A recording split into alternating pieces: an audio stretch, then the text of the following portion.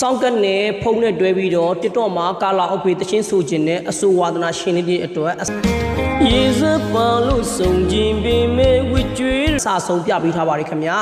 လိုအပ်တဲ့ပစ္စည်းကတော့စောင့်ကရဲ့တချင်းဆိုမဲ့ဖုံးရဲ့ပြီးသွားပြီဆိုရင်နော်ကောင်းနှစ်ဖက်အရစ်၃ရစ်ပါတဲ့လိုက်ကျိုးတစ်ချောင်းလိုပါမယ်ခင်ဗျာနော်ဘယ်လိုမျိုးထိုးရမလဲဆိုရင်ကိုတချင်းဆိုမဲ့ဖုံးရဲ့နှစ်ချက်ပေါက်မှာတစ်ဖက်ထိုးပေးရမယ်ခင်ဗျာနော်ကိုတချင်းဆိုမြဖုံးရဲ့နှစ်ချက်ပေါက်မှာတစ်ဖက်ထိုးပေးရမယ်ဖုံးမှာဖုံးကပါတွေဖုံးအစွတ်တွေရှိရဆိုရင်ဖြုတ်ပေးလိုက်တာအကောင်းဆုံးပဲဖြစ်ပါတယ်နော်ကျန်တဲ့တစ်ဖက်ကိုကြတော့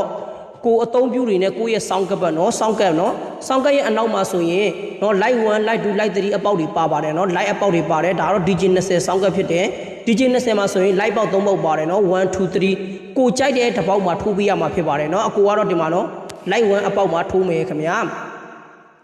โอเคเนาะဒါဆိုရင်ကျိုးထိုးလိုက်ပြီဖြစ်ပါတယ်เนาะကျိုးထိုးပြီးသွားပြီ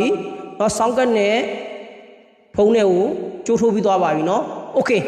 တချင်းရဘလို့ဆိုရမလဲဆိုရင်เนาะဆက်ပြီးတော့အစဆုံးကြည့်သွားပြီးပါဦးညီကိုလေးเนาะအားလုံးပဲ like share သေးတယ်ကူညီပေးသွားပါဦးအားလုံးမျက်နှာရက်ခံပါတယ်เนาะโอเคအကောင်လုံးအတူတူကြည့်ကြအောင်ခင်ဗျာကိုရဲ့ဖုန်းထဲမှာရှိတယ်ကိုရဲ့ TikTok အထည်ဝင်ပေါ့เนาะ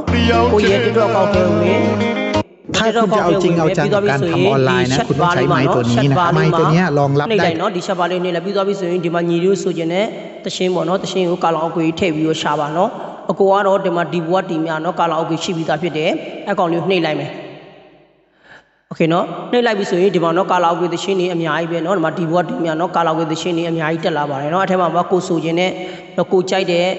စာသားပေါ်တဲ့ဗီဒီယိုလေးလိုက်ရှာလိုက်ပေါ့เนาะအကိုကတော့ဒီမှာเนาะဒီမူရင်းလေးကိုရှာလိုက်မယ်เนาะဒီကောင်နှိပ်မယ်โอเคနေပြီးသွားပြီဆိုရင်ဒါမပြီးသေးပါဘူးเนาะဒီလိုမျိုးသချင်းနေရာရောက်သွားပြီဆိုရင်ဒီမှာเนาะ share တဲ့ခလုံးเนาะမျှဝေတဲ့ခလုံးเนาะ share တဲ့ခလုံးလေးကိုတစ်ချက်နှိပ်ပြီးမယ်เนาะโอเคเนาะ share တဲ့ခလုံးလေးကိုတစ်ချက်နှိပ်ပြီးမယ်နှိပ်ပြီးသွားပြီဆိုရင်ဒီမှာเนาะနည်းနည်းလေးဆွဲလိုက်ပါเนาะနည်းနည်းလေးဆွဲလိုက်မယ်ဆိုရင်ဒီမှာစုံတွဲတင်ဆက်မှုဆိုတာလေးပေါ်လာလိမ့်မယ်เนาะစုံတွဲတင်ဆက်မှုလေးကိုနှိပ်လိုက်โอเคအဲ့ဆိုရင်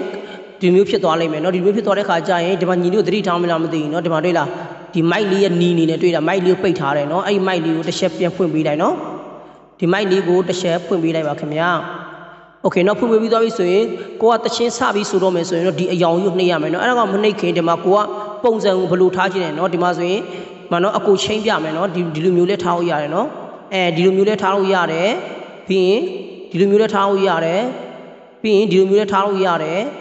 ပြီးရင်အပေါ်အောက်လေးထားလို့ရတယ်เนาะကိုထားခြင်းတဲ့ပုံစံတိုင်းထားပြီးဆိုလို့ရတယ်အကိုကတော့ဒီမှာเนาะဘယ်ညာလေးထားပြီးတော့ပဲဆိုမယ်เนาะโอเคဒီမျိုးရသွားပြီဆိုရင်ကိုကတချင်းစဆိုတော့မယ်ဆိုရင်တော့ဒီမှာတော့ဒီအနီရောင်ကြီးကိုနှိပ်လိုက်တော့เนาะโอเคတချင်းဆိုတော့မယ်เนาะ